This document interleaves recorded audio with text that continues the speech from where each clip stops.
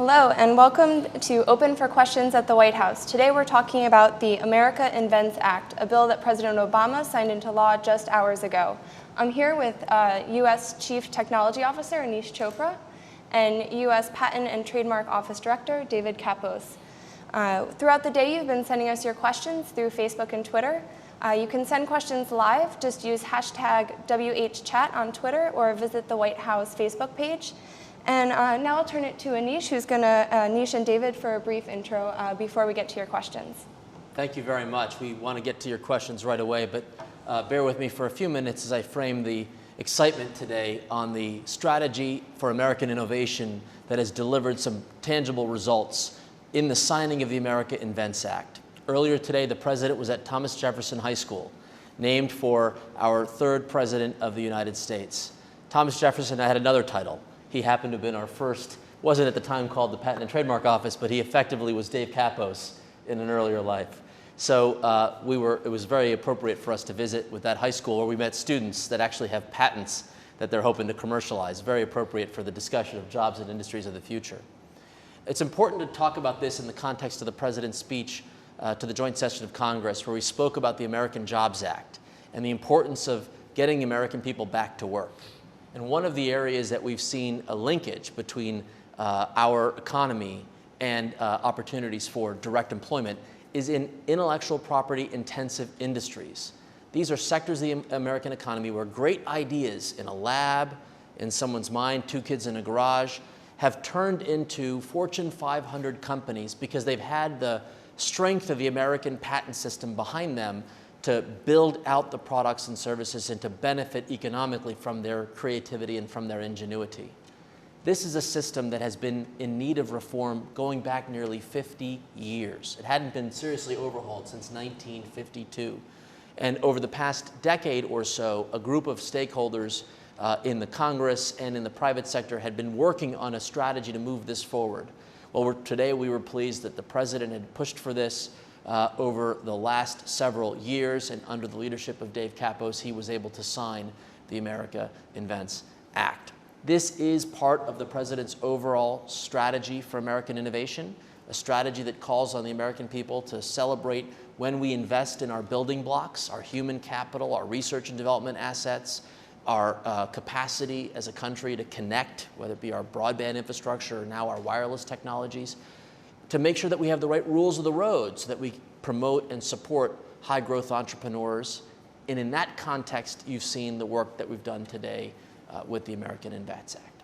With that, I'd like to hand the ball over to Dave Kappos to give you a little bit more detail on the benefits of this program for your questions. Yeah, well, thanks very much, Aneesh. So, the America Invents Act, long time in the making, came about, as Aneesh mentioned, just today through tremendous leadership from the President of the United States. Lots of work, bipartisan work on the part of members of Congress. Really celebratory jobs legislation for our country. What the America Invents Act does for inventors, individual inventors and small business inventors, growing company inventors, and even large company inventors, Americans of all walks who are creative people, is it for the first time takes a system and makes it a vehicle, a friend of collaboration, a friend of innovation, and leapfrogs the U.S. to have our world's first 21st century patent system. So we'll talk, I'm sure, through the questions about some of the individual provisions of the legislation, the change to the so-called first inventor to file system, the so-called post-grant processes that enable us at the USPTO to take a second look at patents we've granted when we might have made a mistake on them, the third-party submission of prior art provisions, which are an important vehicle for technology experts all over the country to get involved in the patent process and to help us out at the USPTO and to submit documentation and comments that can enable us to do a better job. And the provisions go on and on and on, not the least of which is the ability for the agency for the first time to set fees in a rational way that reflects the cost of doing our work and to use those fees in order to process the patent and trademark applications that many folks, I think, on this meeting are submitting to the USPTO, and literally hundreds of thousands of other inventors are submitting. So it's a great piece of legislation, and I think I'll stop there so we can have plenty of time for discussion. Great, so we want to get to, our goal is to get to as many of your questions today as we can, so let's get to the first one. This comes via Twitter from Akshay Narayan, who expresses concern that the first-to-file emphasis helps large companies and not small ones. Is this true, and why? Well, okay, Aneesh, I'll help with this question. The first inventor to file provision, in my view, is decidedly pro-independent inventor and pro-small company and pro-small business. And in fact, there were a number of independent inventors and CEOs of small businesses who attended and participated in the ceremonies today to make the point that this legislation is going to accelerate their business prospects, especially the first inventor to file provision. And the reason it does that is because for the first time, it enables independent inventors to get in, file a patent application, and have assurance, certainty at that point for all points forward that they are going to be the one to get the patent. Nobody else is going to come in later, right, file a patent application and claim to have invented it earlier. Now, I know there have been concerns. It's my job to help and make this legislation as helpful as it possibly can be to our independent inventors and especially our small businesses. We know, Aneesh and I live every day, that it's small business in this country that creates 2/3 of the jobs. We get that. Our job is to make sure this legislation is successful for small businesses. As to the first inventor to file provision, it will be very helpful to small businesses because small businesses and independent inventors profit from certainty, from clarity, from simplicity, and that's what this provision is about. Now, the one other thing I'll mention there is there has been some concern expressed about whether the change to first inventor to file will force particularly independent inventors and small businesses to file more patent applications or to file them preemptively in a so-called race to the patent office. I really don't believe that's the case. I really don't believe that's at all necessary. And what is your advantage, all of our advantages in the US patent system, is the existence of the provisional filing capability. It was very inexpensive, a little over $100. You can quickly and easily file a provisional patent application. You don't have to go out, spend a lot of money, deal with a lot of issues, pay for legal fees and all of that. By filing provisional applications, you get your mark there, you get your stake set, you can have a year to go out, work further on commercializing your invention, whatever you need to do, and you've got the assurance that you're going to be able to pick that up, convert it to a regular application after a year, and move right through the USPTO. So I think the first inventor to file provision really is transformative in a positive way for the small and independent inventor community. One other thing I'll say is that we're now moving into implementation mode with this legislation. It is our mandate to provide for all of the US innovation community, but especially for independent inventors and small businesses, the education, the resources, the knowledge, the information, the guidance, so that you can profit from this legislation, you can adapt to it, you can use it, implement it very, very quickly. And I thought, if it's okay, yes, you may. I'll provide the link to USPTO resources that are already available, and we are going to be supplementing them in a massive way as we move forward with implementation. You can find them at www.uspto.gov/America Invents Act. Of course, AMERICA INVENTS ACT. All right, that's enough. Well, and that actually answered our next question from Sarah Ferguson via Twitter, who said, where can I get more info? My students are doing an invention project, great real-world tie-in.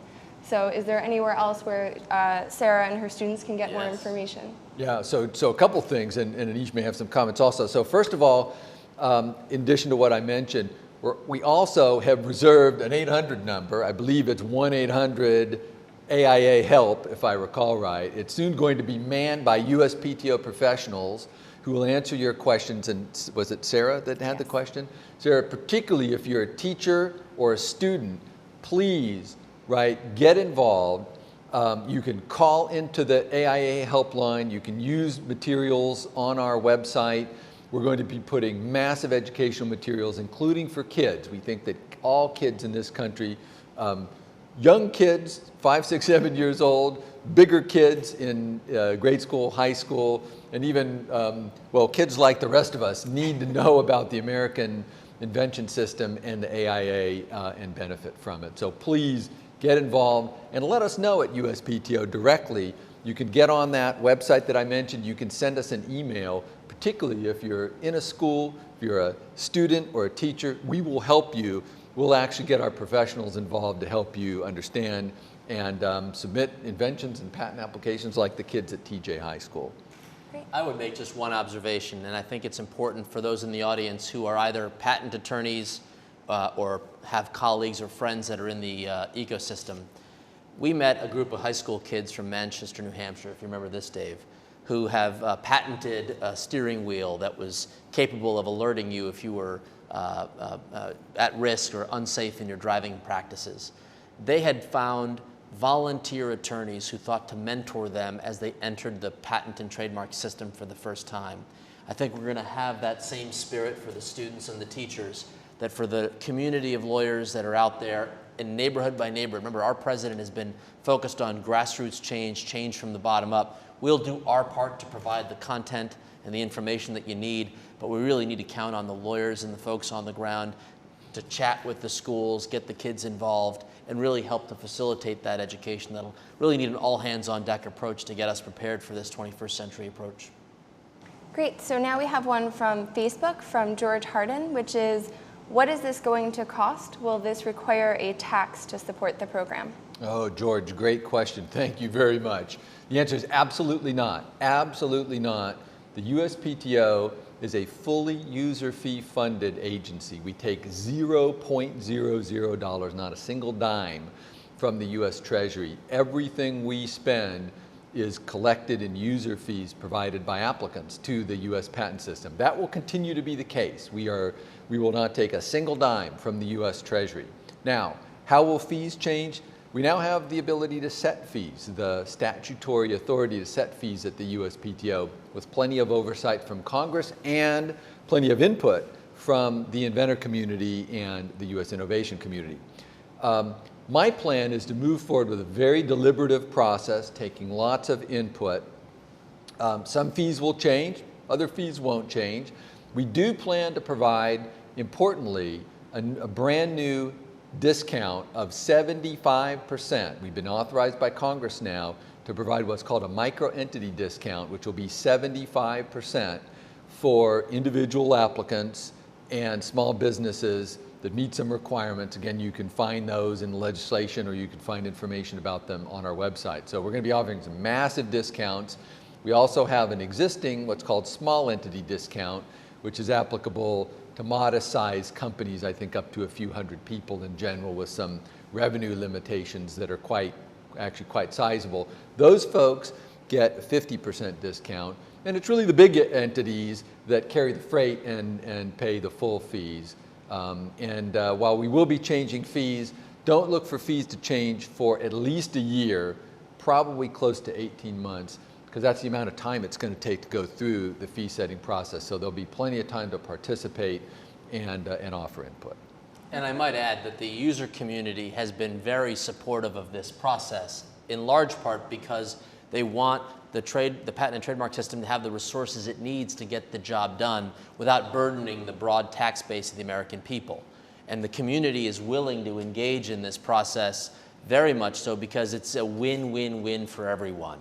We do not burden the taxpayers. We facilitate resources to their highest and best use, that is to work their way through the patents that have the potential to create the jobs and industries of the future. And we provide in statutory authority differential pricing based on key priority areas. And I will just say, on behalf of the executive branch, having a nimble, entrepreneurial patent and trademark office in a leader like Dave Kappos, who's already demonstrated that he can make judgments, learn from them, push forward in different and creative ways. Now he's got the tools that he needs to be able to accomplish that. We're going to be expecting a lot out of him, and he'll be stepping up to the plate. Good, thanks, Aneesh. Okay, our next one again comes from Twitter from Big Chillin', who says, Big Chillin'. A friend of yours? Yeah, Big Papa. How much time does this actually save when trying to get an invention on the market? Well, chillin', great question. So a couple of parts to the answer. Number one, having the ability to set fees, keep access to the fees that we collect, coupled with the simplifications that are in the America Invents Act, will be transformative to the USPTO in that important metric, which is the amount of time it takes to process a patent application. I'll give you the current statistics and then I'll tell you how much better they're now going to get. You can watch along on the USPTO's website in our dashboard, which Aneesh was helpful in championing us creating in the first place. It's totally transparent to look at our metrics as they move every month. Currently, well, I'll start out with when our administration started, when President Obama took the oath of office, it took over 3 years, in fact, somewhere around 38 months on average to get a patent in the US, okay?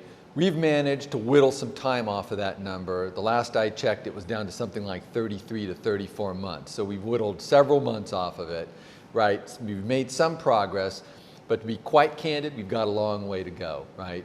Our mandate, directed by the president, is to take that number, the time it takes to get a patent, all the way down to 20 months, just a little over a year and a half, right? So we've got a long way to go. Again, fair to say we're making progress, but we're going to do more. Another measure of that issue of how long it takes to get a patent is what's referred to as the backlog. The backlog refers to the number of unexamined applications we have sitting in our agency. When President Obama took the oath of office, that number sat at somewhere around 770,000 unexamined applications. Atrocious, absolutely unacceptable, as the president himself has said. Again, we've managed to whittle that number down. The last I looked, it was somewhere around 675,000. So we've taken about an entire 100,000 applications off that number. That's some pretty good progress. Again, we've got a long way to go, being totally honest, totally candid to say we're going to take that number down to about 350,000, which represents a working inventory like any business would have. Now, the one other thing I need to say is that importantly, the America Invents Act has a new provision in it. It's very important to the president that enables immediately, actually starting 10 days from today, statutorily, I signed literally this morning the paperwork to implement 10 days from today that will, for the first time in our country's history, permit anyone for just payment of a fee to submit a patent application and have it examined and completed in less than a year. That is light speed for a complex process like processing a patent application. So simply payment of a fee, and again, that fee will be discounted for small entities, 50%, and discounted for micro entities, 75% as we go through this fee setting process. You'll be able to get an initial response for us within 3 months or so, and final conclusion of your patent application in a year or less. Far and away the fastest in the world, and we're committed to making that system work. Very important for small entities and independent inventors who need their patent in order to go out, secure their estate, get the funding they need, build their business on top of that estate, and look for that process starting in 10 days. So if you're thinking about submitting a patent application, get it ready to go and put it in under what's now called Track 1, our super fast processing. Big Chillin', I want to add one more comment to this, and I like calling you out, Big Chillin'. This is not just about the averages and the numbers. I visited a group of clean energy entrepreneurs. Dave had piloted an initiative to sort of fast track, if you will, clean energy intellectual property applications, patent applications. And I met a couple of startup executives who thanked the administration for this opportunity because they were able to get their patents in 4 months and then have that be available to secure their Series B financing. That is, their investors, the venture capitalists, acknowledging that the applications had been granted, had greater certainty that they could put capital behind the idea and to take that to market. So it's not just the concepts here, but you're seeing it already in early phases because of the experimentation that had been done in clean energy. And Dave, if you don't mind, I'm going to invoke this. Speed is only one metric, but perhaps quality is just as important. So it's not about us just saying yes to every random application that comes in. In fact, quite the opposite.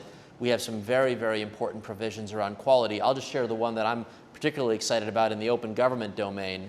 One of the points that Dave mentioned at the beginning of this live stream was the ability to invite those with expertise to contribute prior art to support the patent examiner in reviewing the applications in real time. So if someone says, gee, this looks pretty new and interesting and creative, and I think it deserves some support for an application. Today, the tool set available to the examiner are the tools that we have, we're using the resources online and elsewhere to find the information to make judgments. This allows, and Dave will amplify more than I'm able to describe it, allows that system of expert consultation to come in to help the patent examiner make the decision that's right for the application in a timely manner. And there are other elements for quality, if you would be so kind. Yeah, sure. Big Chillin' opened up a big opportunity for us. Yeah, thanks again, Big Chillin'. So Aneesh is exactly right. And I should have mentioned it myself. The quality is the sine qua non. It is the basis for a patent system. If you don't have quality, you don't have anything. And it's certainly my mandate to ensure that our agency is improving its quality, strengthening its quality as we move forward. As Aneesh mentioned, this third-party submission provision is wonderful. It's absolutely transformative. But frankly, I refer to it as the internet meets the USPTO, right? It's for the first time ever, an opportunity for technologists anywhere in the country, actually anywhere in the world, to submit prior art, documents, documents that describe technology, along with commentary that relates them to the specific applications that we're considering in the USPTO. That will go straight to the examiner, who's got that very application sitting on her or his desk, who will then be able to look at the prior art that's been submitted, look at the comments, and gain value from them in examining the patent application. This is a huge opportunity, huge advantage. You can imagine if you're an examiner, no matter how smart you are sitting at our agency, right, looking at some brand new technology, you can't possibly have access to everything, right? And you don't know what you don't know. There's always that problem. Having the ability to accept for the first time ever prior art commentary from experienced technologists is going to be huge for us. So one other thing I'll say relative to quality is that we've done a number of other things in this legislation, a number of other provisions which I think are going to be really important. I mentioned just in my opening comments the so-called post-grant review provisions. Those are fundamentally quality provisions because they're a backstop on the patent process. Patents are, of course, very complex documents. We're going to process several 100,000 of them this year. We'll receive over 500,000 new patent applications this year. So you're talking very big numbers. Of course, when you've got technologists and lawyers looking at complex technology legal documents and making complex judgments, not everyone is going to come out perfect in the end. And so you need a backstop in a complex system like this one. And the new so-called post-grant provisions are a great backstop. And those are going to enable us to really imbue quality quickly and inexpensively so that patentees don't have to go to court in order to be able to sustain a challenge to their patents, and so that manufacturing businesses don't have to go to court when they want to come in and say to us, look, we think you made a mistake here and you need to go back and take a second look. So those post-grant review provisions are a really important quality check. Big Chillin', great question. And just a reminder, please if you want to send your questions live, we'll answer them as they come in. Send them to the White House Facebook page or just use hashtag WHChat on Twitter. And we have one here. You answered, I think, a piece of this earlier, but Icewing7 on Twitter is worried that a small investor will have to pay more to submit a patent. Is that Icewing7? Icewing7. Icewing7. The Iceman. Yeah, cool. We could combine those last two, Big Chillin' Ice Wing. Okay, so I think I already basically answered this. Fees for micro entities will clearly be a lot lower because you're going to get a 75% discount now. Initially, fees for even small entities are going to remain the same. After we reset fees, frankly, I don't know right now if fees are going to go up or down because we've got to go through the process. But one other thing that I'll mention, it's really important, and then Aneesh may also have comments coming from a business perspective, is we're also going to be putting in place, in addition to track one of course implies other tracks, we're going to be putting in place something called track 3, which is going to enable innovators, including independent inventors and small businesses, to actually submit a patent application and have us essentially put it on hold for a while. And that can be important if you want to focus on your marketing plan, if you want to focus on further developing your business prospects, if you just want to market test the product and see if it's going to sell, if you want to go any further with it. We're going to be accepting those track 3 applications for a very low fee. So you've got the provisional filing process, which I mentioned before is very inexpensive. Now you're going to have a so-called track 3 that's also going to be very inexpensive. And importantly, track 3 is going to enable you to save on legal fees. It turns out when you file for a patent application, if you use a lawyer, which most folks do, it's a lot of money. The fees, you're talking hundreds of dollars. The statutory fees that our office charges, hundreds of dollars. The legal fees, paying lawyers, very expensive, usually many thousands of dollars, right? By using track 3, you'll be able to have the application set aside so you can do other work and not spend a lot of money on expensive legal fees or frankly other fees in our agency until you're sure the invention is worth pursuing. And that way you're able to target your work more effectively and spend your time on patent applications that are really important to you, and you're able to direct our resources in the government so that we're doing work that is important to you and not work that, frankly, in the end doesn't go anywhere.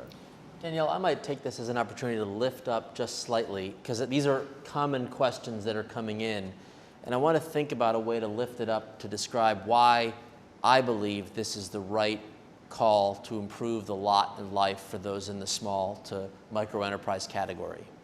It's not just the cost of filing and addressing whether it's track 3 or provisional patents. These are specific pathways that Dave is describing.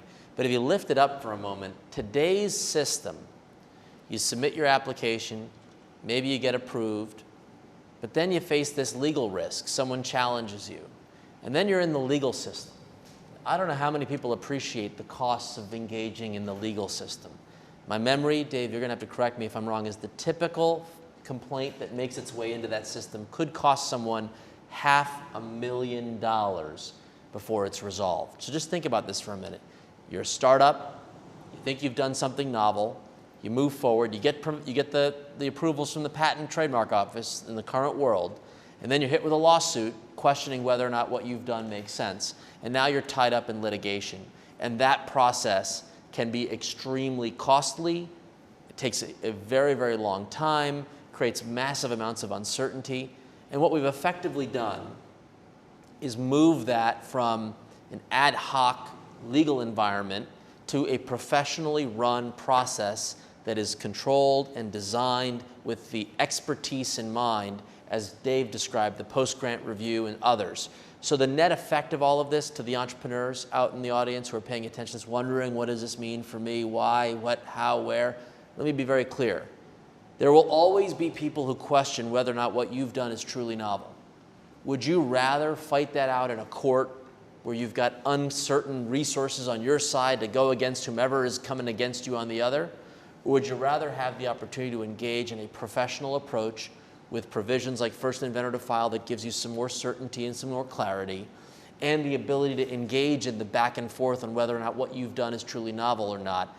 I believe the broader story here is that we've simplified, created more certainty and clarity, and professionalized, if you will, the expertise necessary to render these judgments.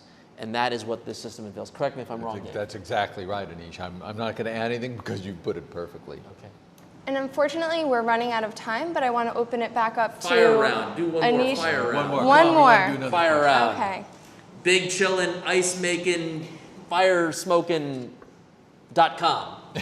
We have another one on Twitter here from Jeremiah Lee, who's worried specifically about the effect that this act will have on software patents. Well, okay, we can certainly talk about that. You know, the legislation is not in any way sort of directed towards software patents. It's directed toward the whole patent system. You know, we recently had an important decision from the Supreme Court, a case called Bilski, the United States Supreme Court, that clarified the law that affects software patents in many ways and that settled that down. We're off implementing that Supreme Court guidance at the USPTO. And I think that we certainly grant patents relating to software-related inventions. We reject many associated patent applications also. Historically, it's been a challenging area, but I think it's fair to say that the area has settled down quite a bit as more prior art has become available to the agency. The lexicon, the terminology has settled down somewhat. And I think we're prepared to move forward with the legislation relative to software patents, software applications, and every other application. The one other thing I'll mention is that there is a provision built into the legislation, I think it's called Section 18, that specifically directs the USPTO relative to business method patents. For a limited period of time, a limited number of years, we're going to have a mandate at the request of third parties to take a second look at some of the business method patents that we granted. And now, those aren't quite the same thing as software-related patents, but acknowledgedly, clearly there's some amount of overlap there. I think that's actually a very good provision, an important part of the law, because the law of business method patents has changed an awful lot over the last 10, 12 years, 14 years actually. And the courts have changed the law, and what that's meant is that a lot of patents that we granted now need to be looked at differently than when we originally granted them. This provision, to Aneesh's point before, is going to enable you, whether you are a software patent owner or a third party that's concerned about someone else's software patent, come back into the USPTO, very little money, quickly, within a year, we will be providing a view as to whether, a decision as to whether the patent was correctly granted or not, or we'll be changing the claims around of the patent if we need to do that. If you're a patent owner, there is nothing more powerful than getting that gold stamp of approval, that second look, if we need to take one, at your business method related patent. So there's all upside in it. As Aneesh said, very inexpensive, very quick, beats going to court by a country mile. And if you're a manufacturer or if you're just an entrepreneur who's concerned about someone else's software related patent and you want to bring that business method type proceeding because the patent implicates a business method, get that done quickly. You can find out whether you can go into competition in that area or whether the patent's good and you just can't do that without a license. So I think there's actually all upside in that business method provision. And I don't see the legislation as being anything that necessarily all harms software patents, but it does give us the tools to make sure that the software patents we're granting are high quality, high caliber, truly defined invention, and so that we're not making mistakes in granting software patents on trivial ideas or mere software engineering or mere regular engineering type advances, in which frankly we should not be granting those kinds of patents. And maybe because we're run out of time, we can just, again, lift up for a moment for the American economy. We are increasingly, whether it be software enabled, I'm particularly focused on a lot of those areas in my capacity as CTO, healthcare IT, smart grid, learning technologies. It is increasingly true that we have a global marketplace and that protected intellectual property in the United States makes for great exports.